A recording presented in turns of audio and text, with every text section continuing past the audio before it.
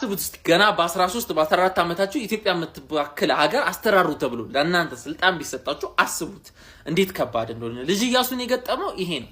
ገና በ13 በ14 ዓመቱ ያው እንደራሴ ቢኖረው ማለትም ጋይድ የሚያደርገው ሰው ቢኖርም ጋይድ የሚያደርጉ ሰዎች ቢኖሩም በጣም የሚገርም ልጅ ነው። በጣም ስማርት ልጅ ነው። በጣም ጎበዝ ልጅ ነው። እኔ ከጊዜው የቀደመ ልጅ ነው። ባለፈው ስለሱ ስናወራ ያው ከጨዋታው አንፃር ሞር በቃ ሂስትሪው ላይ ምናምን በደፈናው ነው ያወራነው። አሁን ግን ምን ያህል ያመጣቸው ለውጦች ምን ያህል ጊዜ ቢሰጠው በጣም አንደርሬትድ የሆነ ልጅ ነው። ሴት ይወዳል። ሴት በጣም ይወዳል። የሴት ድሮን ነው በህፃንነቱ ማለት በዛ እድሜው 18 ዓመት ሲሆኑ ነው ያው ሙሉ በሙሉ ስልጣኑን የያዘው ማለት ነው። ለምሳሌ ከህዝቦች ጋር ያለው ግንኙነት ህዝቦች ጋር ማለት ከደሃው ህዝብ ጋር ወርዶ አፋር ሲያገኝ አፋሮች ጋር ሄዶ ሊጠይቃቸው አፋሮች ጋር ሄዳል ሊጠይቅ ምናምን እንደ ሌሎቹ መሪ መሃል ቁጭ ብሎ አዲስ አበባ ላይ ምናምን የሚንቀባረር አይደለም።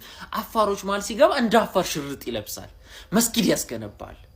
ከዛ ደግሞ ጎጃም ሲመጣ እንደ ጎጃሜ ሻርፑን እንትኑን ጣል ያደርጋል። ከዛ ቤተ ክርስቲያን አስገንብቶ ይሄዳል። በጣም ነው የምወደው። በቃ ያን ነገሩን እንዴት ልበልሽ አዲስ ነገር ለመማር ዝግጁ ነው። አንድ ፔጋን ሃይማኖት የሌላት ሰው መታ ብሰብከው ቁጭ ብሎ ለማዳመጥና ለመማር ዝግጁ ነው። ሶማሌ ባህሉ ምንድነው? የሶማሌ ምንድነው ሜንታሊቲው ብሎ ከሶማሌ ጋር ውሎ ስለ ሶማሌ ማወቅ ይፈልጋል። በጣም ይሄ ነገሩ ፒውር ነው ነው በቃ ልጁ ግን ያጠፋው ነገር ህዝቡን ነው የያዘው። ህዝቡ ይወደዋል። ክርስቲያኑም ሙስሊሙም ይወደዋል መጀመሪያ ላይ በተለይ እንትሎቹን ግን አልያዘም። የሸዋ ኖብሎችን ራሶቹን ደጃዝማቶቹን ባለስልጣናቶቹን አልያዘም።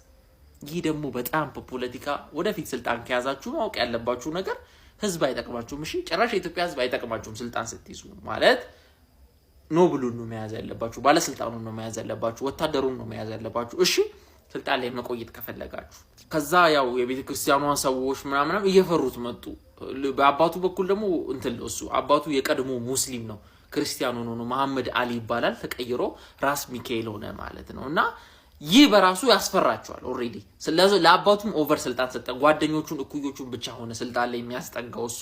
ታዲያ እኚህ ነገሮች ተደራርበው ከኦቶማኖች ጋርም ይተባበረ። ከኦቶማን ጋር የተጻፈው ደብዳቤ ሲወጣ በቃ ነው የቤተክርስቲያኗና የሸዋ ኖብሎች የሸዋ ባለስልጣኖች ይሄ ልጅ ሰልሟል ብለው ማስወረድ ጀመሩ። ህዝቡም እየጠላው ሁሉም እየጠላው መጣ።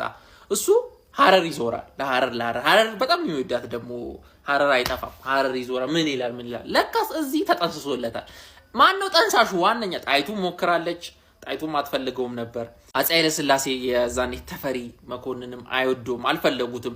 ፊት አውራሪ ተግሩጊስም ሁሉም የሸዋ ሰዎች በአጠቃላይ የሸዋ መኳንንቶች አልተመቻቸውም። ልጅ ኢያሱ አይ አንደርስታንድ በእነሱ በኢንተርቪው የሆነ ይገባኛል ለምን እንደዛ አደረጉ ማለት ልጁ ፈጠነ፣ ከዘመኑ ፈጠነ። ልጁ ከዘመነ ሲፈጠን እንደ ቴዎድሮስና እንደ ኢያሱ ነው የምትበላው። ባይዜ ከዘመን ብፈጥንም መፍጠን የለብም። ተረተኛል። ታዲያ ኢያሱ በዚህ አጣብቁኝ ውስጥ በገባ ሳለ መፈንቅለ መንግስት ኦሬዲ ተካሄደበት፣ ዘውዲቱ እንድትነክስ ተደረገ።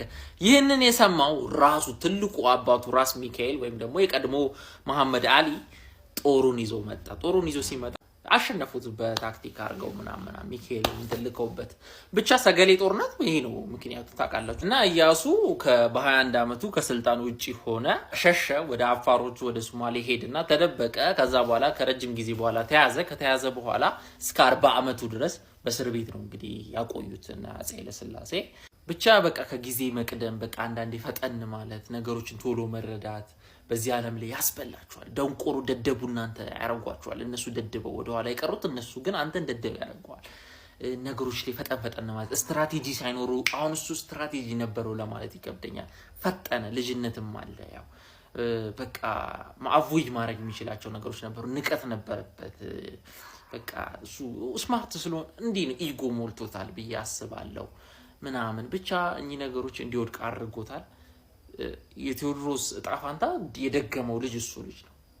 የቴዎድሮስ ጣፋንታ የደገመው በህዝብና በመኳንንቶች በመሳፍንቶች ተጠልቶ ሁለቱም ሞታቸው ውጤት ይሄ ነው። የመታሰርና የሞታቸው ውጤት ይሄ ነው።